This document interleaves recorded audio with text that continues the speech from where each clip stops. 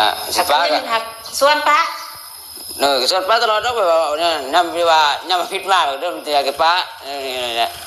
อันนี้สบุตรสิอธิบายนำเนาะท้องใสบอกว่าส่วนพระตลอดเรื่องส่วนกันป้าแต่ยังบ่ทันลงโตแต่หักคือป้าว่าบ่ป้าคือป้าอันนี้น่ะเพิ่นแต่งที่นี่บ่เช้านี้บ่ได้แต่งโอ้แต่งเครื่องสิขึ้นนอนเทิงเหมือนแสดงว่าสิบ่นอนเฮือนหลังนี้แล้วนอนใช่แล้วบ่อยากอ้อมค้อมลูกก็สิตอบให้ตอบรอดก็ความจริงเป็นสิ่งที่บ่ตายก็เวลาอยู่ไปแล้วแบบมีแต่ยังแบบมันบ่เข้าใจกันยังแต่ก่อนมันบ่คือแต่ก่อนน่ะก็เวลาเฮาว่านั้นว่านี้มาปุ๊บก็มีแต่ว่าแบบนั้นแบบนี้ใส่แล้วก็เฮาลูกก็เลยว่าคันว่าเจ้าอันนี้แล้วก็ต่างคนต่างอยู่ด้วยท้องลูกก็เลยว่าจังซี่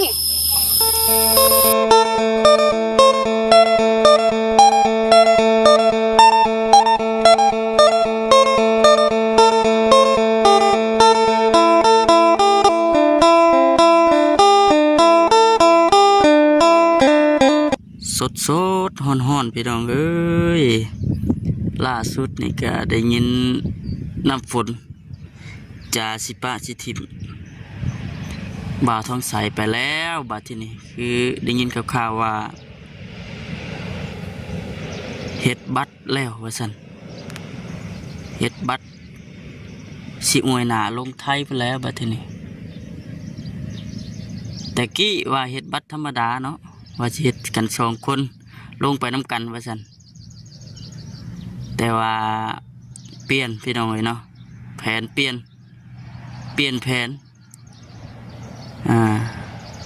น้ำฝนเลยไปเฮ็ดผู้เดียวบัดที่นี่เฮ็ดผู้เดียวก็บ่ได้เฮ็ดธรรมดาเด้พี่น้องเฮ็ดบัตรสายด่วนเฮ็ดบัตรด่วนลงเลย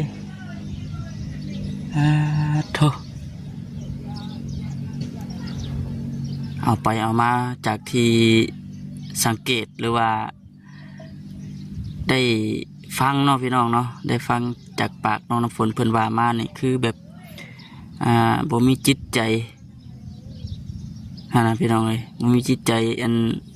ให้กับทองใสจักดีเลยจากที่เบิ่งนี่บ่คือแต่ตอนแรกๆตอนที่ว่าทีมงานหรือว่าผู้รักผู้ใหญ่เพิ่นสดซอย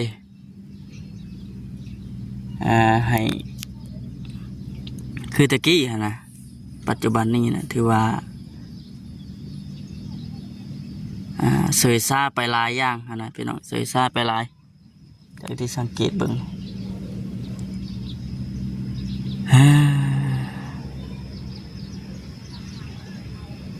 บ่มีกา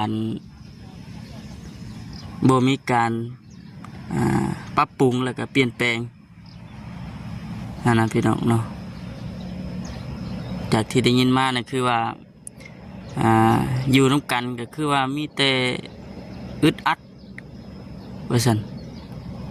บ่ม่วนบ่ซื่นว่าซั่นสงสัยว่ามากก็มีแต่ว่าน้องน้ำฝนมีแต่ชวนอยากยาอยากเลิกอยากเช่าอยากแยกทางกันไปนะพี่น้องเคยเห็นเก็บเครื่องเก็บของสิขึ้นไปนอนอยู่เฮือนหลังเก่าว่าซั่นเก็บของไว้แล้ว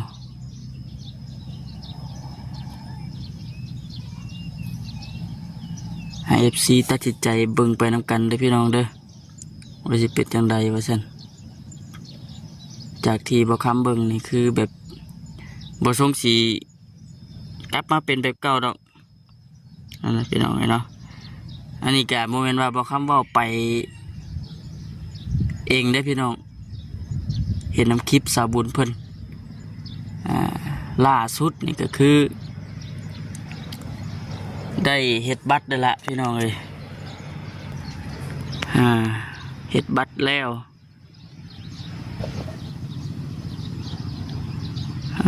แล้วก็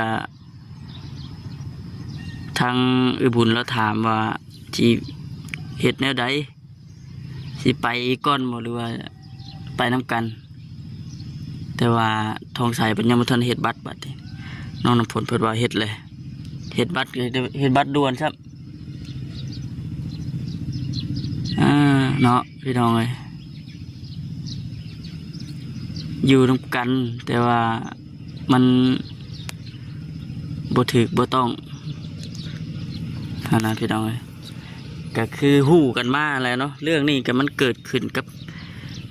ตัวของน้องน้ำฝนเองอันนี้น้องน้ำฝนเป็นคนเป็นคนสร้างเรื่องนี้ขึ้นมานะพี่น้องเป็นคนเป็นต้นเหตุเลยนะว่าอะไรก็ได้ที่แรกๆก็คือ FC หลายทานฮู้อะไรฮู้นำกันมาจากที่บุญธรรมว่าเนาะจากที่บ่าวต้องใส่เพิ่นว่าน้องน้ำฝนนี่เริ่มเปลี่ยนไปเริ่มสิเปลี่ยนตอนไปเฮ็ดเวียกนี่แหละพี่น้องนะเริ่มสิเปลี่ยนตอนเฮ็ดเวียกตอนไปเฮ็ดเวียกนะแต่ว่าในตัวของน้องน้ำฝนเพิ่นว่าแต่ใดมาแล้วว่าซั่นจากที่หลายๆคนฮู้เนาะพี่น้องตะกี้ก็บ่ได้เป็นไปสิแค่น้อยเป็นในนี่แต่ใดมานั่นแหละพี่น้องก็เลยให้ FC ตัดจิตใจพิจารณาเบิ่งไปนำกันเนาะว่าผู้ใดเป็นจังใด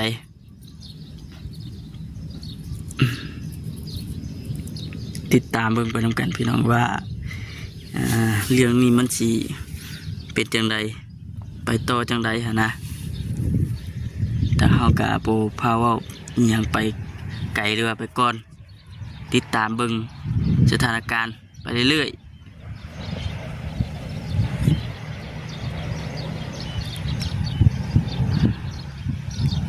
ผู้หลักผู้ใหญ่เนาะผู้ที่ว่าเฮ็ดเทือนเฮ็ดซ่านให้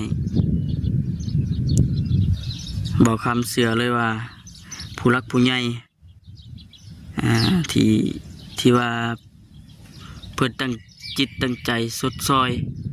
ทุกสิ่งทุกอย่างทุกอันทุกแนวแล้วก็ FC หลายท่านหลายคนเนาะคือสิผิดหวัง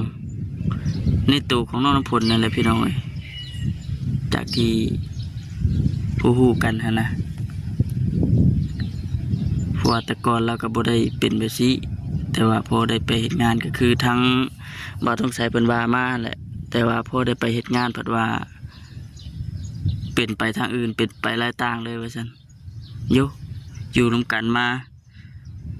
เท่าไหร่จักปีเลยฮอดบ่3 ปี 4 ปี 5 ปีบ่เพิ่นอยู่ร่วมกันอันนี้ก็ทางบ่คำบ่ฮู้พี่น้องขออภัยหลายๆกินชุกกินดิบร่วมกันมาเนาะคนเฮาว่าฮักว่าแก่นกันนะบัดสิเป็นข้าเดียวพี่น้องกินชุกกินดิบกันมาอยู่น้ำลูกน้ำเต้าเลี้ยงแม่แต่ว่า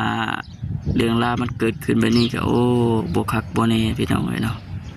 กันว่าคนเฮานี่บ่ปรับบ่เปลี่ยนบ่แปลงตัวเองไปอยู่ไสไปอยู่กับไผก็คือเก่าเฮ็ดหยังก็ตามแต่พี่น้องเนาะเฮ็ดหยังสร้างหยังก็คือกันกันบ่ปรับบ่ปรุงบ่เปลี่ยนตัวเองเฮานะพี่น้องเนาะอันนี้ก็คือว่าสู่กันพังเด้อพี่น้องเด้อเนาะ นั่นแหละพี่น้องเนาะก็มีแต่ว่าติดตามรอเบิ่งรอชมคลิปของสบุญเพื่อนพี่น้องเลยว่าแต่ละมื้อแต่ละวันสิออกมาแบบใดจากที่ได้สังเกตเบิ่งก็คือว่าเนี่ยแต่ละคลิปก็มีแต่สาเหตุเนาะคือคลิปนี้ก็ได้เบิ่งบ่หันพี่น้องเลยเนาะว่าด่วนเติบซั่นน้องน้ำฝนเฮ็ดบัตร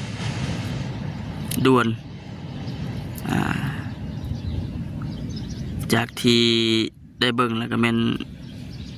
สำตัดสินใจเลยนะพี่น้องเลย